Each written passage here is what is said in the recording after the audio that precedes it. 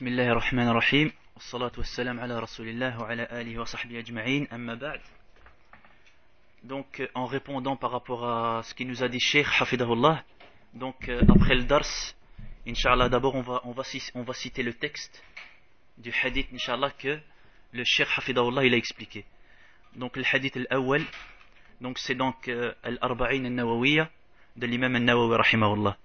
Donc le hadith al-awwal عن أمير المؤمنين أبي حفص عمر بن الخطاب رضي الله عنه قال سمعت رسول الله صلى الله عليه وسلم يقول إنما الأعمال بالنيات وإنما لكل امرئ ما نوى فمن كانت هجرته إلى الله ورسوله فهجرته إلى الله ورسوله ومن كانت هجرته للدنيا يصيبها أو امرأة ينكحها فهجرته إلى ما هاجر إليه.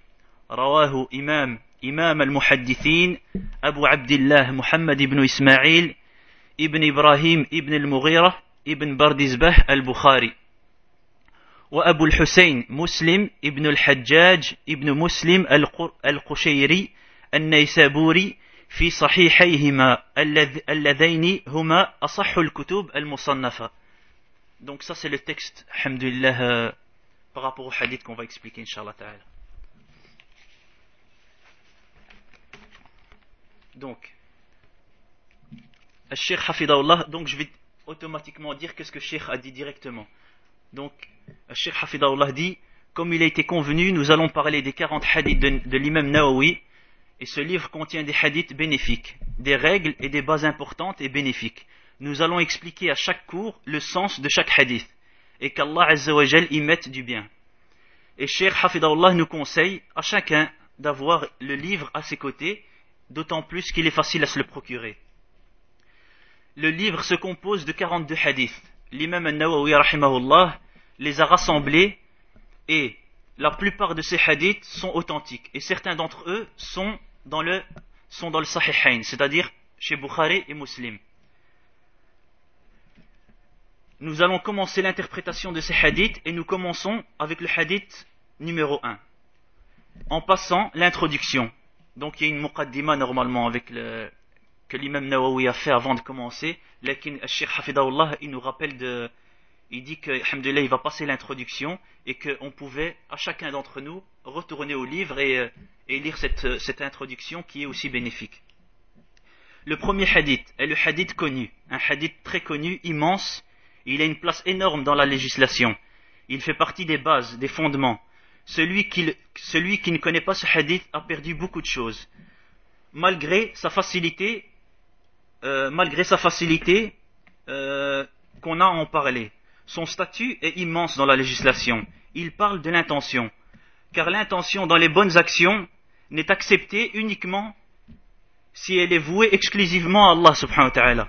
Si une personne accomplit des actions nobles, même nombreuses, et qu'il ne voue pas son intention à Allah subhanahu wa ta'ala, c'est-à-dire une intention par cette action de se rapprocher d'Allah subhanahu wa ta'ala, et qu'il le fait en revanche dans une intention pour ce bas monde, son action alors n'est pas acceptée, même si elles sont nombreuses. L'intention est obligatoire. Et ce hadith, beaucoup de savants commencent leur ouvrage en le citant.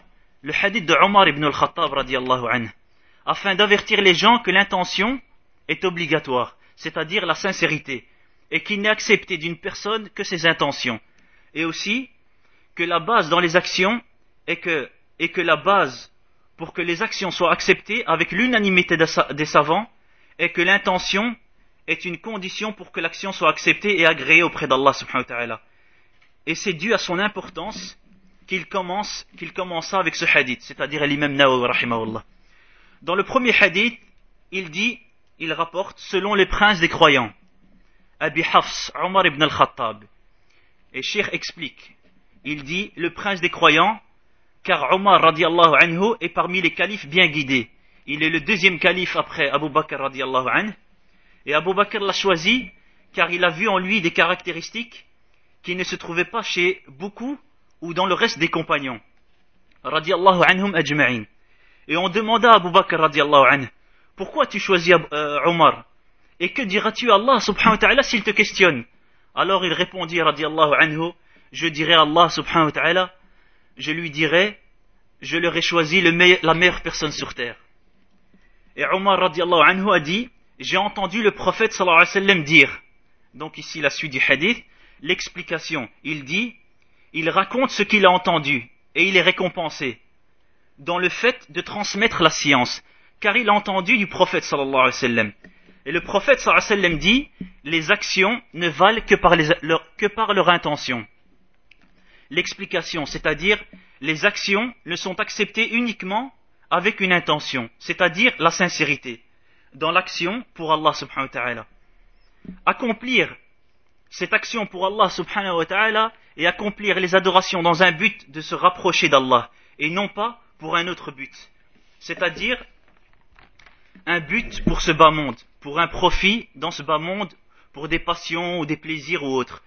Il se peut qu'une personne accomplisse de bonnes actions, mais afin qu'il reçoive des éloges et qu'on dise du bien de lui, ou pour que les gens l'aiment, et non pas pour le visage d'Allah Azza wa Jal. Et celui-là, ses actions ne sont pas acceptées. Pourquoi? Car les actions dépendent de l'intention. Et ceci est expliqué avec la suite du hadith. Le prophète alayhi salatu wassalam dit, et chacun n'a pour lui que ce qu'il a eu comme intention. Et ceci est l'explication du début du hadith. Les actions ne valent que par leur intention. C'est-à-dire que chaque personne n'aura que ce qu'il a comme intention. Et la bonne intention, l'intention sincère pour Allah subhanahu wa ta'ala, est demandée dans toutes les bonnes actions, dans toutes les bonnes œuvres. Si tu es en prière, tu es obligé de l'avouer à Allah. Lorsque tu jeûnes, ton intention est uniquement pour le visage d'Allah subhanahu wa ta'ala. Si tu te repens des péchés et que tu as regretté, ton regret doit être uniquement pour Allah. Et non pas parce que quelque chose t'empêche de commettre ce péché. Et non pas parce que quelque chose t'empêche de commettre ce péché ou parce que tu as peur de certaines personnes. Celui qui a construit une mosquée, un établissement pour apprendre, une école coranique, tout cela n'est accepté uniquement si c'est fait pour Allah subhanahu wa ta'ala. Si tu es demandeur en science, si tu ordonnes le bien, que tu proscris le blâmable, cela est accepté si c'est fait pour Allah subhanahu wa ta'ala. Car tu n'auras que ce que tu as comme bonne intention par rapport aux bonnes actions accomplies. Et cela aussi est valable par rapport au comportement. Si tu as un bon comportement, uniquement pour qu'on dise de toi du bien de toi et que les gens t'agréent, cela n'est pas accepté. Mais si c'est pour Allah, alors Allah subhanahu wa ta'ala agrée ce bon comportement. Et aussi, le fait d'être patient dans les épreuves, les maladies et les différents maux. Dans tous ces cas, l'intention doit être vouée pour Allah subhanahu wa ta'ala. Et ce qui te pousse à patienter est le visage d'Allah et son agrément. Et non pas pour montrer ta force et ta résistance. Donc, l'intention est demandée dans toutes les actions. Et la sincérité envers Allah subhanahu wa ta'ala contient plusieurs mérites. Parmi les mérites, Allah